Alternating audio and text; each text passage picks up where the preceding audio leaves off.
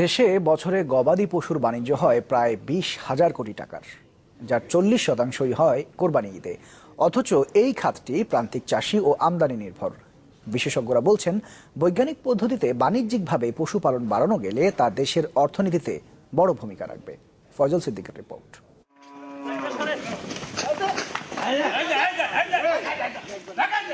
দেশের মোট জিডিপিতে কৃষির অবদান প্রায় 19%, যার অর্ধেকই আসে প্রাণী খাত থেকে। এ খাতে বছরে বাণিজ্য হয় প্রায় 20,000 কোটি টাকা, আর এ বাণিজ্যের মূল উপাদান পশুর মাংস, চামড়া, পরিত্যক্ত হাড়ের গুঁড়া। গত বছর মানুষের খাদ্য তালিকায় ছিল প্রায় 1,75,00,000 পশুর মাংস, যা আগের বছরের চেয়ে 35 লাখ বেশি, যার মধ্যে অন্যতম ছিল গরু, মহিষ, ছাগল, ভেড়া, এমনকি শূকরও।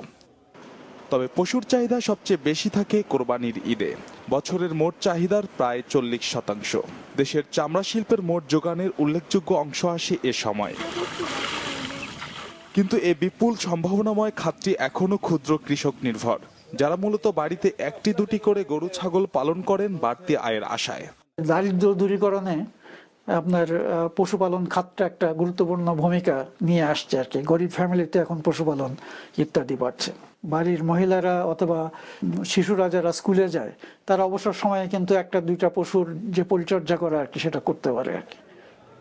দেশে পশুপালনে বড় বিনিয়োগ না হওয়ায় মাংসের চাহিদা মেটাতে নির্ভর করতে হয় পাশের দেশ ভারতের ওপর।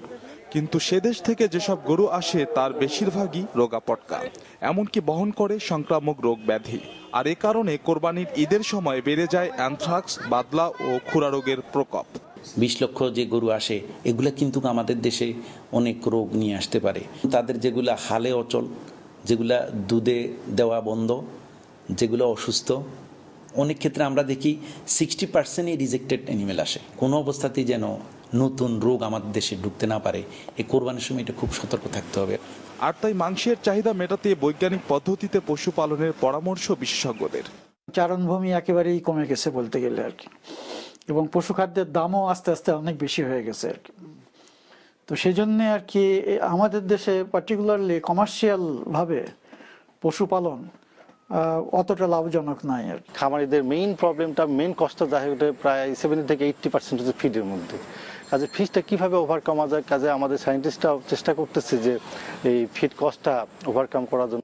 এ কারণে এই খাতকে শক্তিশালী করতে সরকারি পদক্ষেপের উপর জোর দিলেন তারা।